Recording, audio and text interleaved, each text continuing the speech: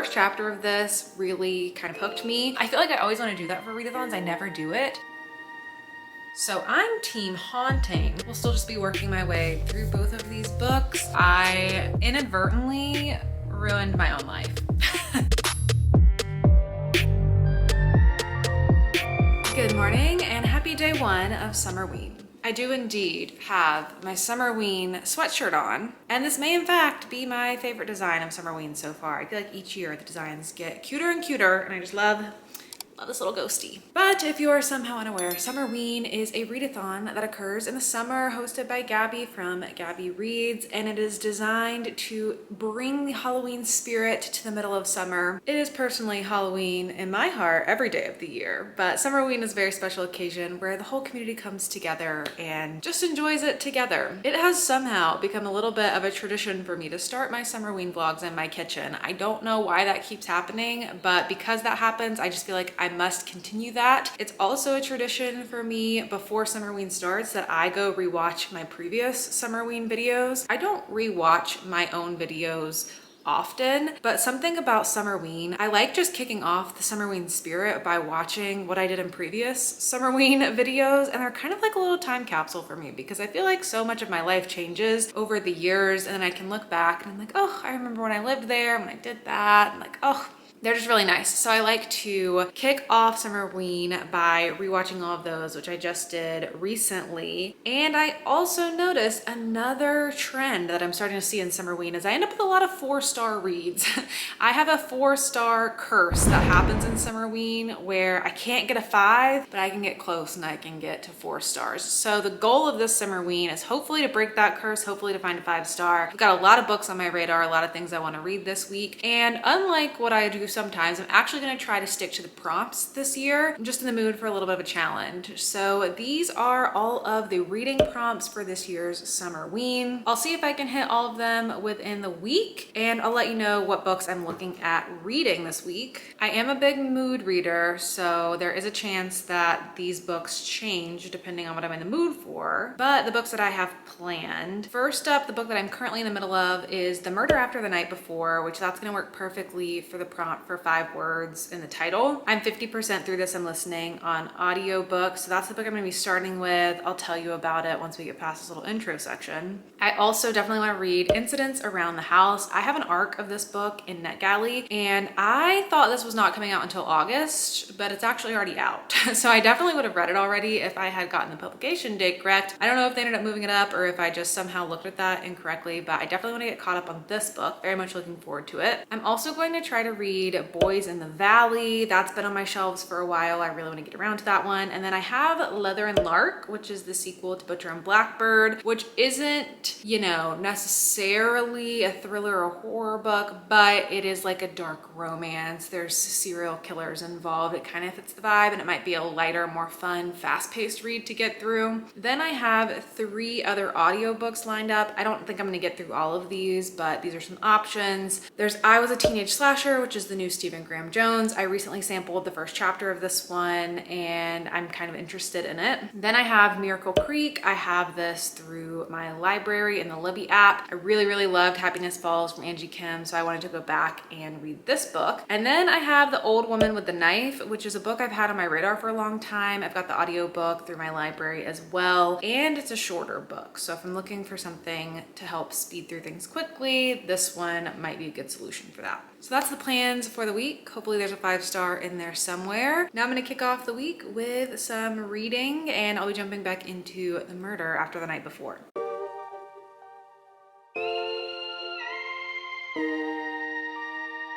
As I mentioned, I'm halfway through this audiobook. This was another one of the audiobooks that I sampled in my most recent video where I did the try a chapter tag. And the first chapter of this really kind of hooked me. I really liked the voice of the main character. It has this dark humor quality to it, and I just like the production of the audiobook. So this was the first one that really drew me in and made me want to keep listening. I'm now 50% through, technically like 46% through, and unfortunately I'm not loving it as much. So the concept of this book is you're following your main character, and in the first chapter she wakes up, she's hungover in her bed, there's a man she doesn't know. The previous night was her company's holiday party, and she's like, oh my god, I can't remember anything that happened, like I drank too much, who is this man, gotta get rolling, get into work. She she gets into work and everyone's kind of looking at her weird. So she's like, oh God, what happened last night? And then it turns out that there's this video that's gone viral of her from the night before where she was engaged in a public sexual encounter with another man that she also does not know who it is.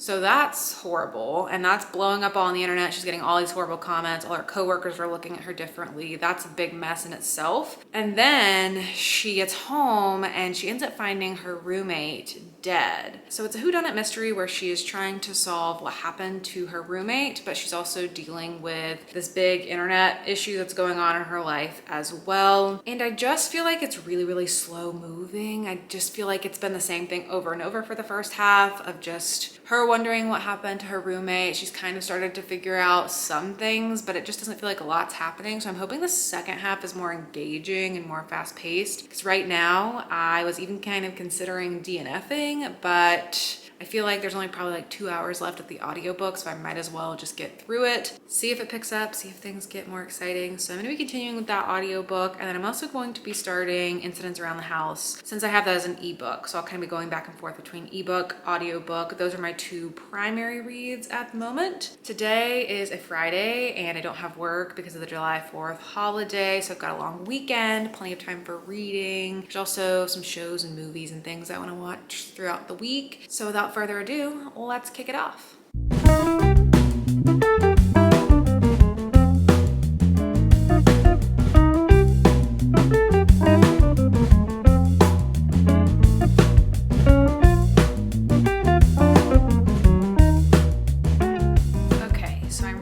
Incidents Around the House, and this book's flying by. I feel like I could read this all in one sitting because sometimes there's just barely even any words on the page because of how this story is told. So quick update while I'm about 25% into the story, just to give you my initial impressions before I accidentally finish this entire book. This is a story about a haunting that is going on. It's told from the perspective of a little girl who, I think it said how old she was, but I'm not very good at remembering ages of characters. She is somewhere around the ages of like 5 to 7, maybe 8. She's a young kid. Her name is Bella, and she has this creepy thing going on where she has this person haunting her who she calls Other Mommy. And it's this creepy lady who's in her bedroom at night, and she'll come out and talk to her, and she keeps asking Bella if Bella will let her into her heart. And Bella keeps talking about carnations and favors that you do for friends. And so basically Other Mommy is trying to get Bella to accept her as a host, to be reincarnated in Bella. In the first 25%, that's pretty much been, you know, what's going on is she's like talking about Other Mommy with friends. Her parents have a party and people come around, and then there's this whole creepy moment. So it's just like eeriness, creepiness. Is Bella gonna accept this lady into her heart? You don't know, but I'm kind of hoping she does for the sake of plot. I think it would be beneficial to the narrative if that happened as well, because it's coming from the perspective of a child, and so the observations are very childlike. Just the storytelling in itself is very childlike. It's very, I don't know, like, you're missing a lot of information. The settings aren't depicted very great. Characters aren't depicted great because it's coming from the perspective of a child. So it makes sense. Like, you just feel fuzzy, and it's like the very narrow perspective that a child has of the world. So I'm team haunting, because then I imagine the perspective would get a little bit more sophisticated. 25% in, that hasn't happened. I don't know. We'll see. Also important to know for some people, no quotation marks in this book. That doesn't necessarily bother me, but sometimes there's just these lines of dialogue, and it'll be like Bella and her mom talking back and forth with just short little sentences, no quotation marks, no attribution of she says or anything. It works fine. I'm following it fine, but I know some people don't like that, so just letting you know that. I'm liking it so far, I guess, as much as I could. I'm just hoping things get creepier, we change the pace a little bit, and something happens. Other Summerween updates. I have officially watched my first piece of Summerween content during the readathon, because Kayla from Books and Lala posted her Summerween TBR today, which was her trying a bunch of chapters to pick out what book she wanted to read for Summerween. And something she mentioned was a short story collection, so you could read a short story throughout the readathon. And that made me remember that I wanted to do that as well. I feel like I always want to do that for readathons. I never do it, but I have a couple short story collections on my shelves that I really need to get to. These are some of the ones that I have right now. I have two kind of random ones that I picked up while I was traveling last fall, and anytime I'm in a new city, I like to go to a local bookstore and I try to pick up whatever the staff picks are whenever they have their little recommendations with the cards. I just feel like that's a nice thing to do when you're at a local bookstore in a different place. Instead of just like picking up a book I could get anywhere, I try to get something that the booksellers themselves enjoy. So I have this book called The Black Maybe by Attila Veres, and this is a translated novel, but all of the stories are from the same author. So it's a collection from one author, and it says Liminal Tales by. Very cool cover on it. And this author is from Hungary. Attila Veres is described as Hungary's leading horror writer, and this is his English debut. It's a new collection featuring 10 of his finest tales. So this would be 10 horror stories. I also have The Last Catastrophe by Allegra Hyde. Similar situation, got this while traveling. It was a local bookseller's recommendation. These are also all from the same author. All of these actually are all from the same author instead of being a collection of multiple authors. This one I think is mostly described as just speculative. Some of the stories talk about AI, arranged marriages. There's 15 stories exploring a myriad of potential futures through the concept of global weirding, planetary and social disruptions due to climate change. So this one might not be the best fit for Summerween. And then I have The Beast You Are by Paul Tremblay. This one has 15 haunting stories, all from Paul, one of my favorite authors. I am also planning on reading another Paul Tremblay book, Horror Movie, this month. I'm reading that with Elizabeth from Reading Riley for her book club for the month of July, as well as Gabby. She's also joining for that book club as well. So I don't know if I want to read 2 Paul Tremblays in the same month, so maybe I'll try this one. Plus it has fewer stories in it, so I can just read about a story a day, and then I'll have a couple days where I read 2 stories. Maybe I'll try to do that now, so on the weekend I can front load getting through a couple more stories of this. Also, if I don't get through the whole thing, I don't really care. I just want to read some short stories throughout the readathon. So as long as I read 1 short story per day, I'll get through at least most of this book, and hopefully it's a good time. If it's not, I guess I could always pivot to the other one. But thanks, Kayla, for that inspiration, because I totally forgot that I wanted to do that.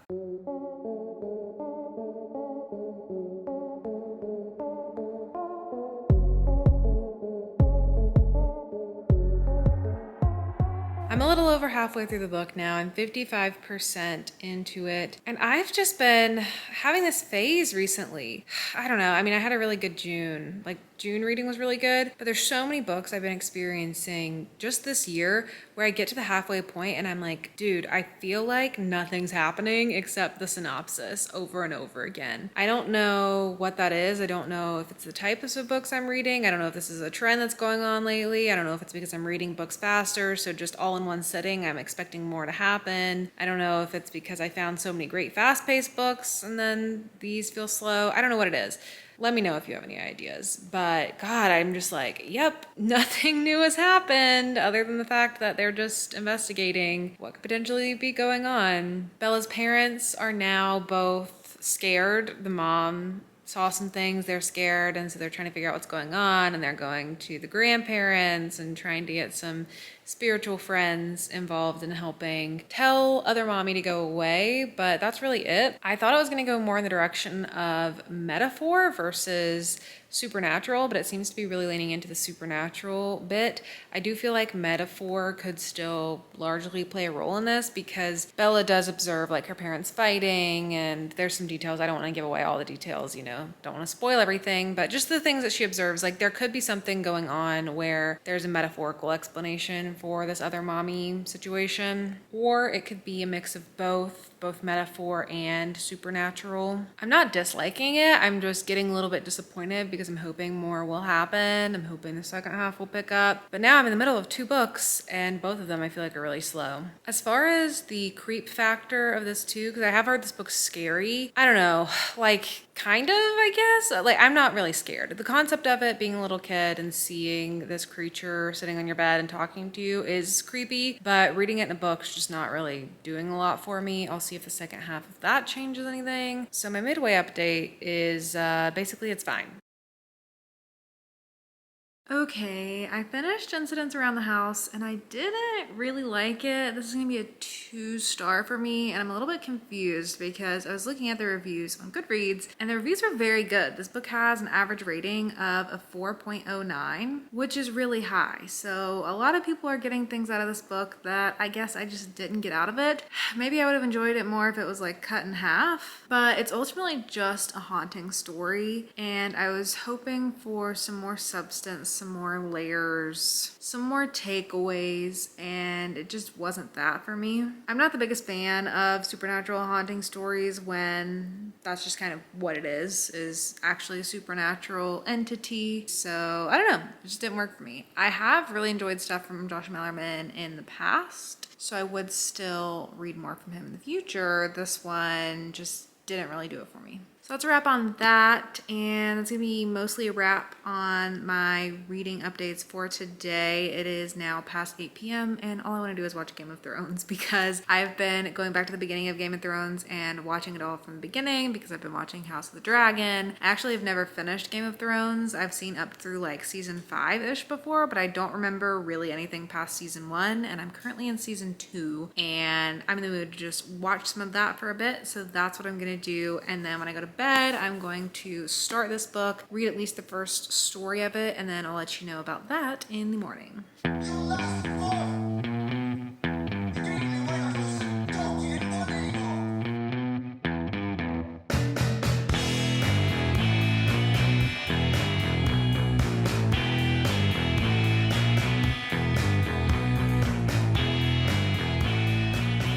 Good morning and happy day 2 of Summerween. I did start The Black Maybe last night and I read the first story, so I want to tell you about that. I am giving it a 4 out of 5 for the first story, which is a really good start to the collection. The story is called To Bite a Dog, and it's about this couple who starts dating really quickly after the pandemic. They go on a couple of dates, they hit it off, they start seeing each other, they move in together. The woman tells the man about this experience that she had where she bit a dog. She was watching this dog for someone else. The dog got in a fight with another dog. She didn't know what to do, and so she bit the dog's ear. It's just kind of a quirky story she told on one of their dates, but then time passes, and now that they're living with one another, and things take some weird turns. It was just a very strange and unsettling story. I will warn you, if it's not obvious from that synopsis, there is some animal cruelty in this first story. So if that's something you're not comfortable reading, warning for that. But I was so unsettled from it that I just had to give it a 4 out of 5. Not a lot necessarily happens in the story. You know, it's just a little short story, but it was just so strange and it really set an interesting vibe going into this collection. So I only read the one story last night. I'm gonna try to get to 1 or 2 more stories in it today. I'll keep you updated as I keep reading it. What I plan to do for the first part of today, and maybe the whole day depending on how much reading I get in today, but my main goal for the day is to finish The Murder After the Night Before. I have a little over 2 hours left of it on audiobook. Really just want to breeze through it, and I plan on reading it while I'm working on this painting that I'm getting ready to do. I have been very into the adult paint by number kits recently. I like to paint in general, specifically like acrylic painting on a canvas. I just enjoy painting, but doing these paint by numbers takes a level of concentration out of it for me because you just color in the areas where it tells you to. You don't have to plan and sketch and do the layers and think about it that much. It's just a really nice relaxing activity that's really easy for me to do while I'm listening to an audiobook. So I'm going to be starting a new one today. There's actually one right behind me that I just completed that you can see. And I have another one I did that was a little bit more abstract. That was kind of like a rainy New York kind of vibe. The one that I'm getting ready to work on is another skeletons, mushroom fairy, cottagecore kind of situation. So this is what it's going to look like at the end. It takes me a long time to get through these things because I just chip away at them in little bits of time whenever I'm listening to audiobook, or if I just need a little brain break in the middle of the day, I'll come and just paint a little bit. So this painting is probably going to take, a month or 2 for me to actually get through the whole thing. I'm definitely not going to be finishing it in the week of Summerween. I haven't even started it, but I'll just be chipping away at it throughout the week while I'm doing some audiobook listening and give you some enjoyable B-roll to watch while I'm doing it. She was borderline obsessed. It wasn't healthy. She was acting like a mad bitch.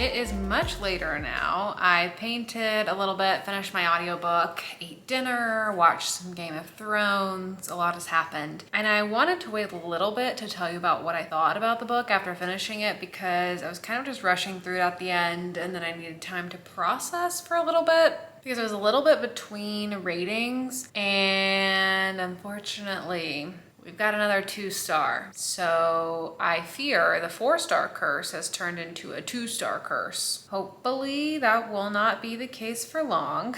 I just don't think this book's going to be very memorable for me. I do think the second half was much better than the first half, and I do think the book tries to do some interesting things and open some interesting conversations, particularly around feminist themes and a lot of the challenges women face in society and on social media and at work and when talking to the police about things that have happened. I'll give it that, but as a mystery, I just was not super compelled in the story enough to say that I enjoyed it and to go out of my way to recommend it. I think if this is an author you've read from before and you've enjoyed, then like sure, pick this one up. It wasn't terrible, but I've never read from this author before. I have seen another one of her books floating around. I think it's called How to Kill a Guy, 10 Ways to Kill a Guy and Get Away with It, How to Kill a Man and Get Away with It, something like that. I don't feel overly inclined to go out of my way to pick up another book from this author right now, so I don't imagine that I'll be doing that. But I didn't hate it. It was just a little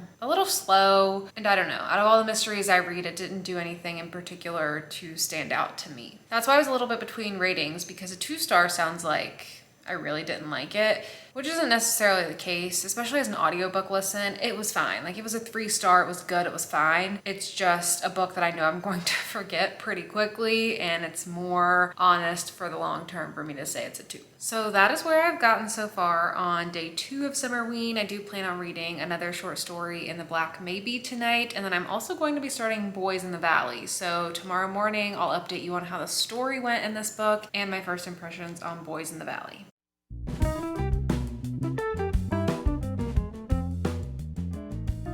Good morning. I'm getting ready to work out, so before I do that, I wanted to give you an update on how my books went last night. First, I'll tell you about the next short story that I read in the Black Maybe. This one is the second short story in the collection, and it was called Fogtown. It was very interesting as a short story. It was told in mixed media, and this is a very meta concept. As I was reading this, I was thinking it is kind of like House of Leaves meets the Book of the Most Precious Substance, because it's a story that is about these two people who are coming together to write this book about unfinished books, but the story you're reading is a story within that unfinished book about unfinished books. So it's the unfinished book where a guy was writing this book about local bands that never ended up actually putting out music, but they did like performances around the area. He got really obsessed with that idea. He would go around cataloging things, finding cassettes at vintage sales, and then interviewing people to try to just like tell these stories of these bands that never really were. While he's doing that, he ends up hearing about this band called Fogtown, and there's this like really interesting mythology around the band Fogtown, and so that's what the story is about, is him getting obsessed with that Fogtown band and then telling the story from there. It's a meta kind of story. It very much reminded me of House of Leaves in a very condensed, packed little short story. I typically find with mixed media, whether it's a short story or a full-length novel, it takes me a bit to get into the flow of the story, so that prevented me from loving it as much as I maybe could have. And also, maybe because I've read stories like this before, I didn't feel any kind of special connection to this one in particular. I thought it was good. I'm giving it a 3 out of 5. I think it was a unique idea and a unique way to pack a little short story in this really meta way, and I like the overall weirdness of it. So far, 2 stories in, still enjoying this collection. And then I started Boys in the Valley last night. I read a couple of chapters and I got to page 38, so just a little bit into this one. This is a story that is set at this boys' orphanage in Pennsylvania in the early 1900s, and it's about evil in some way. I'm not exactly sure which direction the story is going to take. I'm pretty sure it's gonna lean supernatural. But so far in the story, we're just introducing the orphanage and the main character, Peter. The story's told in third person, so you don't get Peter's point of view, but you're pretty close to him. But you also go around to some of the other boys and don't get their perspective, but get like a zoomed in view of them from this third person narrator. And so far the story is just setting up this horrible environment that the boys are living in. The orphanage is run by fathers and it's called St. Vincent, so I'm guessing it's a Catholic place, and there's a lot of abuse and the boys are starving and they have to work really hard and like toil the land all day. It's a really awful environment. That's been all in the first 38 pages. I'm not expecting a lot in the first 38 pages. I'm interested to see where the story is going to go, and I'm really liking the writing so far. I think this is my first novel from this author, but I have definitely read at least one short story from him. And I remember when I was reading that short story, I was like, I definitely want to read more from this author because I really like his writing. It's very descriptive. It's very cinematic in its quality. This is how the book opens, and I feel like it just does a really good job setting the scene. Harris Valley, Pennsylvania, 1898, midnight. The muted thunder of wagon wheels wakes me from shallow sleep. Outside my darkened window, the clop and hard breath of horses. A rattling wagon pulls close to the house, then slows, then stops. Men's raised voices group together, then fall apart. Disappointment veiled by revelry and drink. And that's just how the writing feels this whole time. It's just very descriptive, very good at building the setting and pulling you into the atmosphere of the story. So interested to see what direction it's gonna go. Good first impression. Don't have a lot to say beyond that. Today I'm going to keep reading this. I'm going to see if I can get the audio for it as well so that I can switch between audio and physical just to be able to get more reading in during the day while I'm doing other things, cleaning the house, painting. So I'll check in with you once I get some more reading done.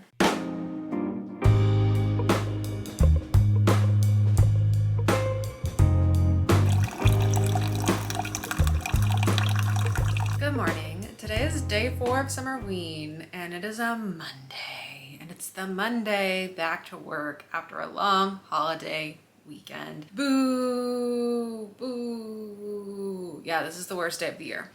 I don't think I ended up updating you again yesterday because I was just trying to enjoy my last day of a long break, and I watched a lot of Game of Thrones and I watched the House of the Dragon episode, and it was the best episode that I think that show has had out of the first 2 seasons ever. Such an intense episode. It's crazy. And I just needed to chill. But I did get some more reading done, so I can update you on that now. First, read another story in the Black Maybe last night. I've really been enjoying just taking this to bed every night and just reading a short story before bed. I feel like this could very well become a new little habit of mine, just reading a short story before bed, because usually I just take whatever book I'm reading to bed and read more of the book. But there's something about just like a little finite short story that you just get through right before bed and it's the whole thing, and I don't know, I like it.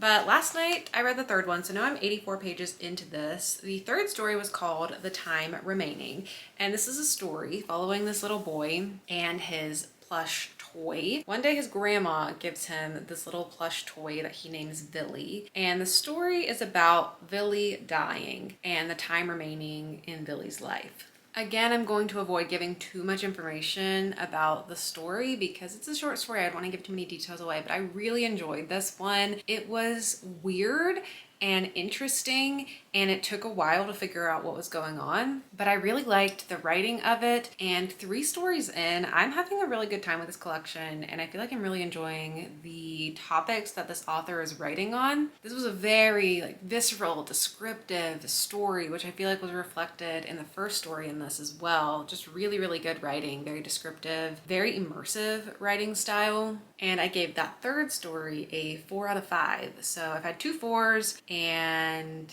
I think I gave the other one a 3, but in general, I'm having a great time with this so far. So I'm really excited to keep reading a story from this every night. And then for an update on how far I got in Boys in the Valley yesterday, I read this outside for a little bit yesterday, so I'm now 94 pages in. It's still not terribly far into the story, probably like 27-ish% through the book. And I'm now starting to see what the story is going to be about. So like I said in the beginning, you're following this orphanage in Pennsylvania, these boys who are living at St. Vincent Orphanage. And one night these people arrive and you get different perspectives because it's written in third person, although there also are some first person parts in here from the boy's perspective. I've been trying to keep note of it. I'm like, the perspective is so shifty in this. It's kind of hard to track the whole time. But first, you get a close look at like what's going on with the adults, so you know what's happening when these people arrive and how the adults are dealing with it. And then you get it more from the boy's perspective, as they're like, I don't know what's going on. I'm just hearing screaming and we're not allowed to go see what's going on. And the next morning they wake up and things are weird. The synopsis does detail what happens that night. Essentially, the sheriff comes with this guy and his group of people, and they say that they had this situation that they had to go break up in the woods, which I won't give all the details into that, but now they have this guy who they're bringing and he's about to die and they don't have time to make it all the way to the hospital, so they're seeing if the people there can help them. And it's this guy who's covered in all these occult symbols and is acting possessed. And so they're dealing with that. And then the next morning when they wake up, things are weird and it seems like evil may be unleashed in some way among this group. So it seems like it's going to be a possession type of story, paranormal, evil, occult, that type of situation, which I don't read a lot of and I'm generally not as interested in. Even in movies, I never find those to be my favorite types of stories. But I do like the writing of it. I'm still enjoying the writing a lot. I'm just curious if I'm going to be as interested in the plot as this part starts to unpack itself, because I typically don't find possession stuff as interesting unless it's also taking a metaphorical lens or doing something interesting. Like I really enjoyed A Head Full of Ghosts by Paul Tremblay because that one just has a lot going on in it that I really liked. If it's just a straightforward evil, haunting, possession type of situation, I don't know if it's going to be as interesting to me, but I'm going to keep an open mind because we're still just getting started with the book. And I'm going to try to start listening to this one on audiobook because I haven't started the audiobook yet and I do want to try that out and see how that is as well. So these are still the two books I'm going to be working on today. I don't think I'm gonna finish this today. That would be really ambitious. So I expect today and tomorrow we'll still just be working my way through both of these books, getting back into the swing of things at work during the day and then reading during the evenings. So I'll keep you posted.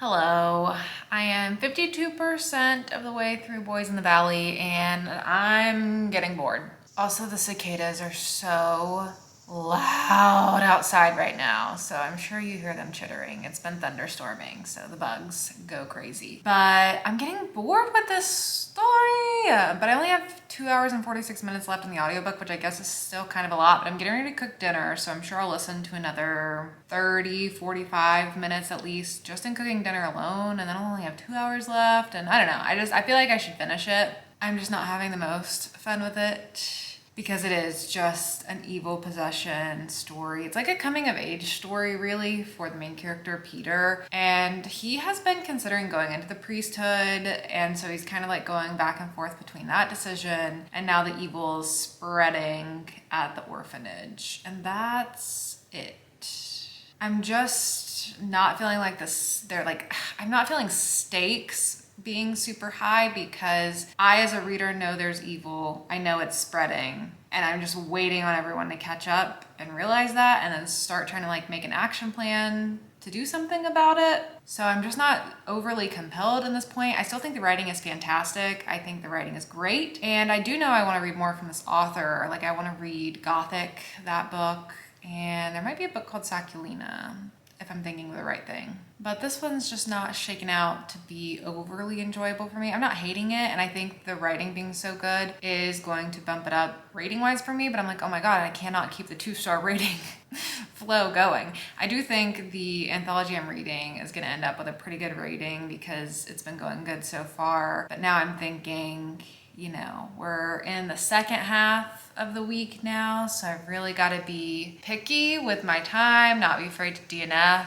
As soon as I just said that, I was like, wow, should I DNF Boys in the Valley? I don't know. I'm gonna keep going. I'm gonna keep listening to it. I'm gonna keep listening to it while I'm cooking and painting and doing chores around the house, and I'll just keep pushing through, and then I'll let you know what I think. But here's how my painting's coming along. So reminder, this is what it's supposed to look like. And this is about how much I have done. Don't mind my broken claw clip over there. I'm very sad about that. But I'm making more progress than I thought I would. But I knew this would be a slower one because there's so many like fine little spaces to fill in with this one. They're so tiny and it's taking so long. But coming along nicely. Definitely won't even get halfway done with this week, but looking good.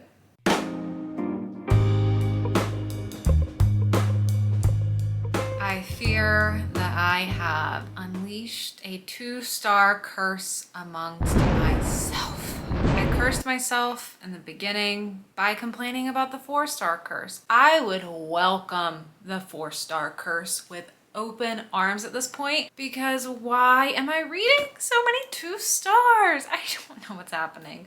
Let me tell you about the short story in this that I read last night. This is the first short story in the collection that I did not like as much, and I gave it a 2-star. The story was called Return to the Midnight School, and in the story you're following this boy who lives in this village where they do a lot of farming, and the particular crops that they farm are really weird things. In the town, everyone for the most part is born in a hole in the ground and dies in a hole in the ground, and some people come back to life afterwards, and then they use those materials to help continue the crops grow, and then they take the crops and they sell the things in the crops to be products. He has a best friend who is not from the town, and so everything is really fascinating to him, and then he's like telling him about the experience, and then things happen. I basically felt like the short story was just a really long list of weird things that the main character was explaining to his friend about how the town works and explaining to you as the reader about how the town works. Just felt like it kept listing all these weird things, and the weird things are interesting things, but it just didn't feel like the story amounted to much. It felt more like it was style than substance, and so I gave it a 2. Hopefully that's not an indicator for the stories to come, because I have been having a really good experience with this one so far. I did also finish Boys in the Valley, and I'm giving it a 2.